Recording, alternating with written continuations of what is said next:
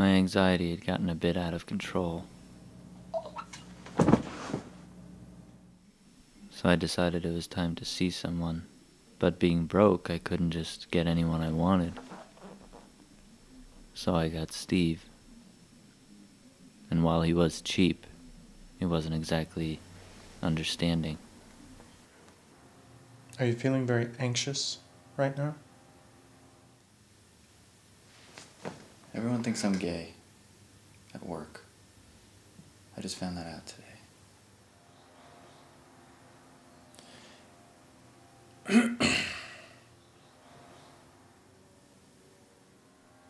What? Nothing. I had an internship reading plays at a local theater, which wasn't very fulfilling. Sarah, this is not edgy, it's pedestrian. This is not pedestrian. Yes, it is, and sophomoric. You think anything angst-ridden is good because it has hardihood, and I think it's masturbatory and pedestrian. Well, you think everything is masturbatory. And I think this is conformant and relevantly edifying. And my relationship with Amy was obviously coming to an end. I mean, what does it mean that you're thinking about other women? Does that mean, like, you want to buy the world a Coke in that kind of way? Or do you mean you want to be tied to a bed by that woman in particular over there? I mean, which way is it? Not the first one. And then there was Jessica. I had met her a couple of weeks before at the theater. She came in trying to peddle her play, which sounded awful. It's about Ella Fitzgerald. Yes? Starring you. But I don't know, there was something about her. She was the perfect amount of above me.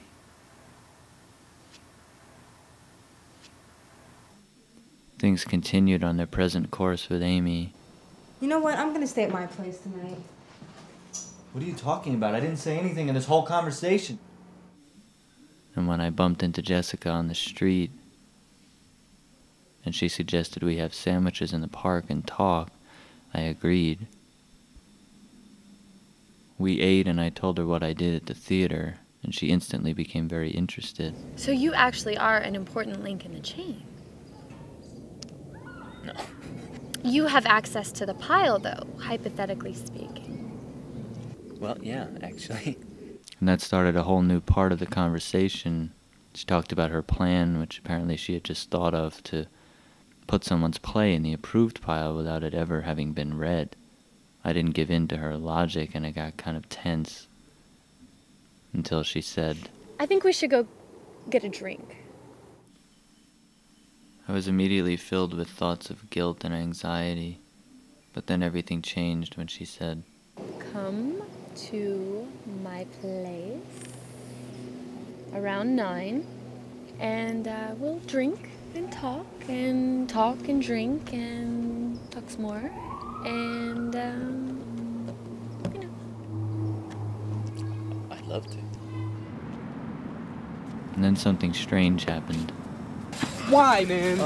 Why? I don't know what Why you're saying. her? Who are you? Are you the guy? Are you the guy she's seeing? This was Max, Jessica's apparent boyfriend.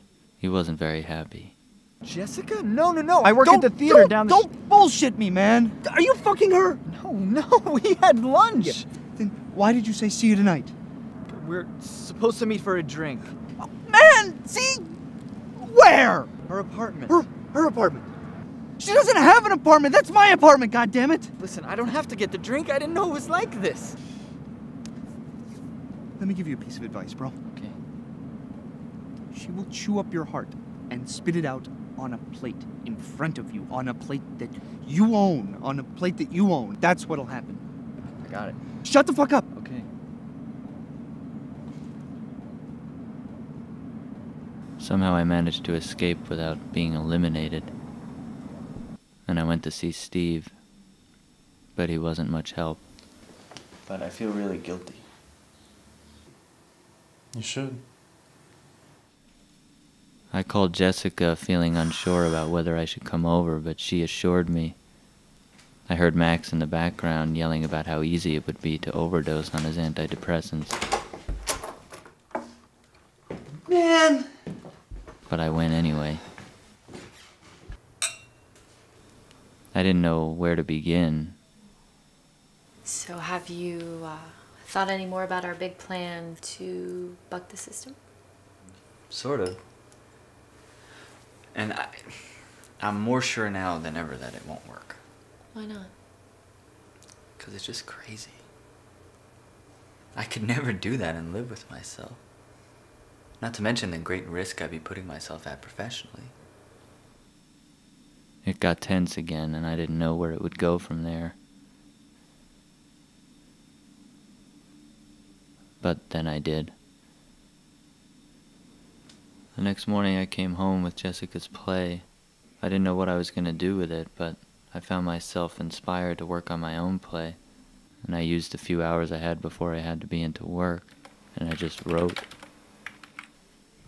So by the time I walked to work, I had 2 plays. I had hers and a draft of mine. I called it Love Story and credited it to Anonymous. I was thinking maybe her plan wasn't so crazy after all, and I would use it for my own play. But then I chickened out and decided to do what she wanted me to do. And then it got bad. John, you're the literary intern, right? Yeah, James. My name is James. Yeah, well, listen, I'm going to be taking over the pile from now on, so I'm going to be coming in and out of here cyclically, all right? Yeah, sure. Okay, what's that you have there? Oh, nothing. What is it?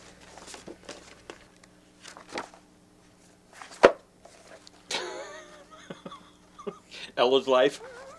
Jesus, what are people thinking? You want me to read this? The next thing you'll probably tell me the writer wants to act in it and she's white or something. You had me worried for a second there, Jason. Get rid of the fucking thing, will you? Jesus. No, oh, wait a minute. I'll do it. I'll do it myself. This is one I would like to do myself. Inestimable. See you, John.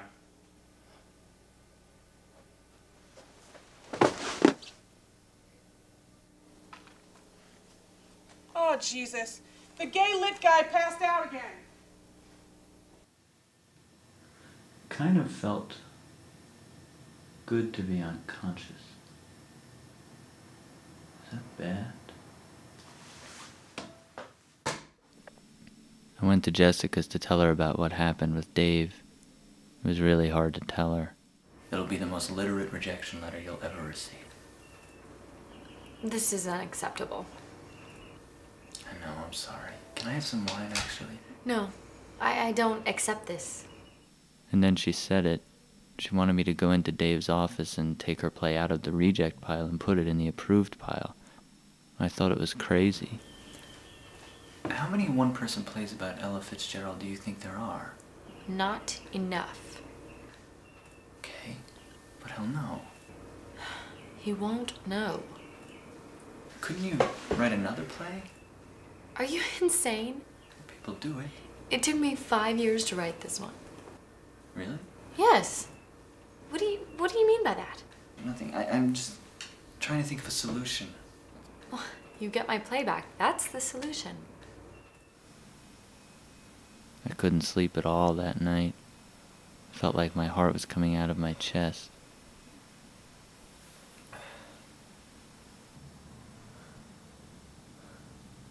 Suddenly I got an idea.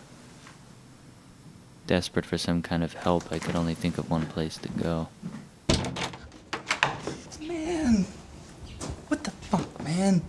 She's not even here. Just get the fuck out of here. Listen, Max, I know this seems odd and definitely a great risk to my health, but I need to ask you a favor. What do you want? Do you want my spleen? Do you want my heart on a plate? On a plate that I own? I own the plate. I understand. All the plates are yours. Listen, Max, I'm having horrible anxiety. I remember you saying you take antidepressants. I was wondering if I could try some. Are you fucking insane? Well, I think that's the whole point of this conversation, isn't it?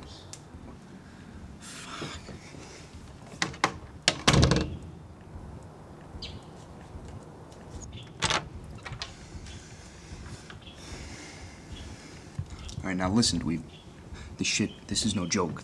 I get this from my brother. He works in a hospital, and I don't even know how much I'm supposed to take, so I take 3 at once, and I fall asleep wherever I am, but I get my rest. But because you're a fucking dweeb, I will take half of one, okay? Do you understand? Do you understand? I don't want them tracing your pathetic life back to me if you have a heart attack. This shit with you and her, this is an act.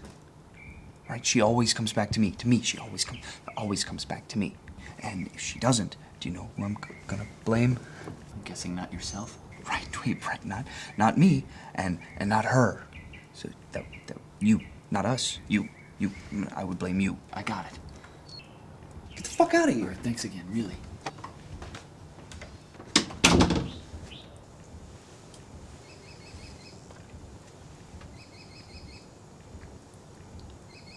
Oh shit, that wasn't half. The antidepressants took their effect, and maybe because of that, I thought I could talk to Amy about things. What is this? This is what it is. I told her everything about Jessica, about how I had slept with her, about the plans with the plays, and about Max. Everything. It didn't go over too well. You're in cahoots with some woman that you slept with, and you're telling me this because you're on some antidepressant that you self-prescribed, which seems to be acting as some sort of truth serum? Is that an accurate summary? No, silly, because I realized honesty is the only way. You want me to be honest? Yeah, I think so. Okay. Then here goes. Here's some honesty for you. I've been sleeping with someone too. And he knows how to treat a woman. And he doesn't have to look for something better or more interesting or unattainable or fucked up or whatever it is you think you need in that head of yours where all the strangeness lives. There was more after that, mostly her making the same point about my inferiority in new and louder ways. And then she left.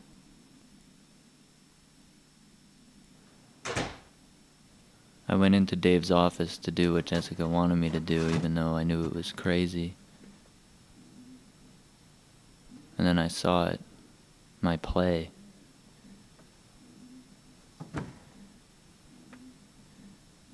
David apparently just read it, and from what I could tell, he loved it.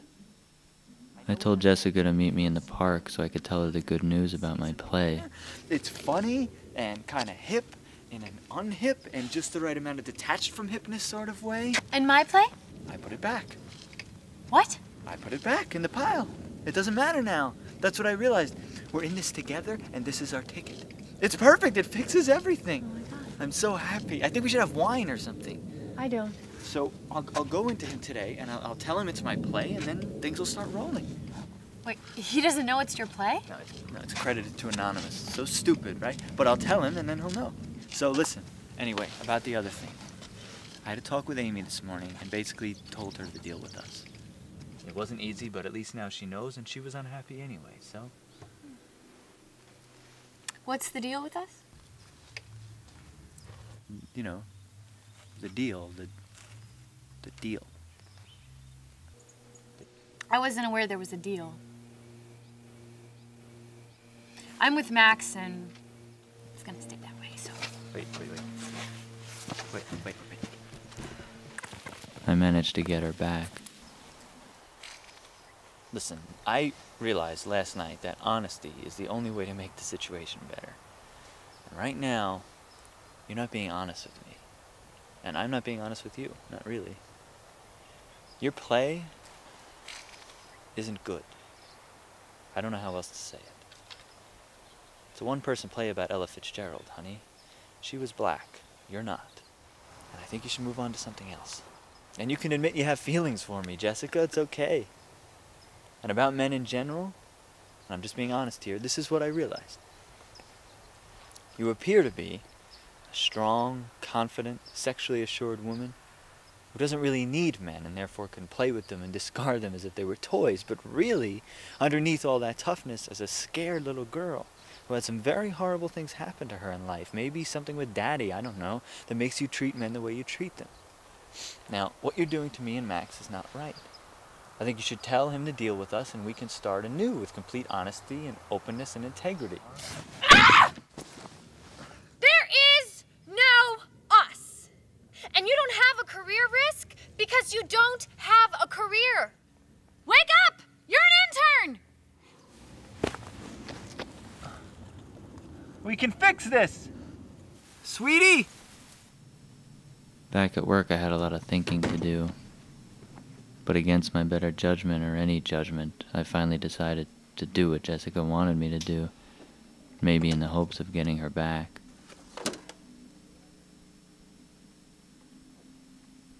And then, of course, it got bad again. John, what the hell are you doing? Nothing. I was looking for air. What the hell happened to your eye? I fell on a thing. Well, listen, this play, fantastic. I just reread it, and now I know who wrote it. And I want to thank you, James. I want to thank you. Oh, well. No, really. You gave it to me and let me read it and make up my own mind, and that was great.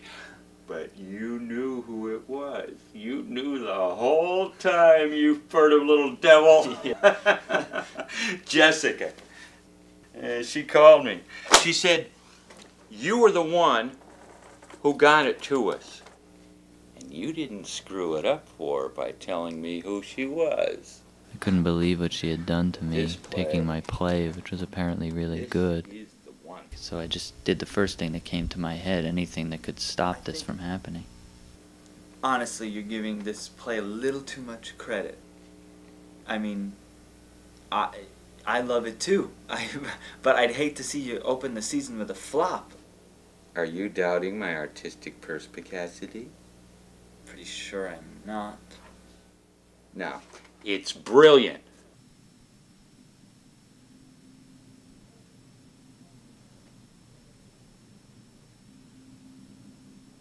I could only think of one place to go. And that brings me to the real kicker.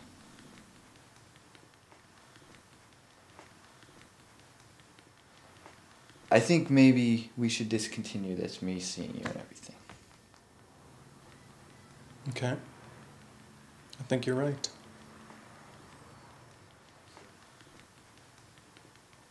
I will tell you. Come on, let's get some dinner at the Chinese place. I'll tell you everything. I'll make everything up to you. Woohoo, Chinese. You're really sweeping me off my feet there. Careful.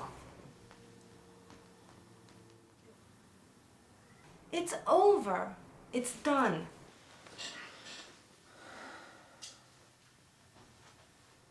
James, Steve makes me feel good, not bad, which is what you make me feel.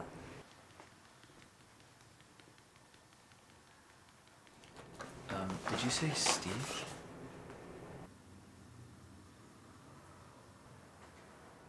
My therapist, Steve? Yeah, that's the one.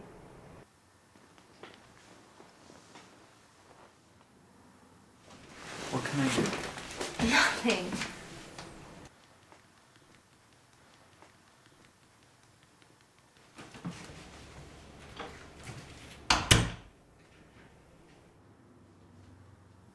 It's been going on for a while.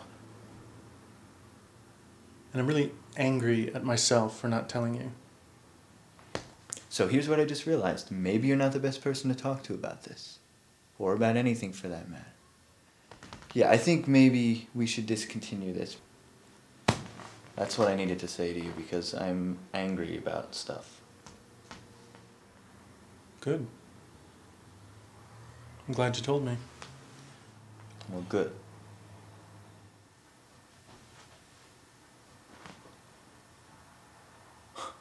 That was major progress for me, wasn't it? Me being able to tell you I don't want you to be my therapist anymore. That's major progress, right? Yeah. Although I'm sleeping with your ex-girlfriend. So anything less would mean that you were nearly an invalid, emotionally speaking. Well, good then. So, thanks. It's been great. You don't mean that, James. No, I don't. So that was pretty much it. Life went on without therapy. Work went on. John, wait outside, please. My name is James. Wait outside. Right. The sleepless nights continued. I didn't see Jessica or Amy anymore, and I lived in constant fear of Max finding me and wiping me off the face of the earth. And all I could hope for was that I could use what I had gone through as inspiration to write something as good as Love Story again. But somehow I knew that wasn't really going to happen.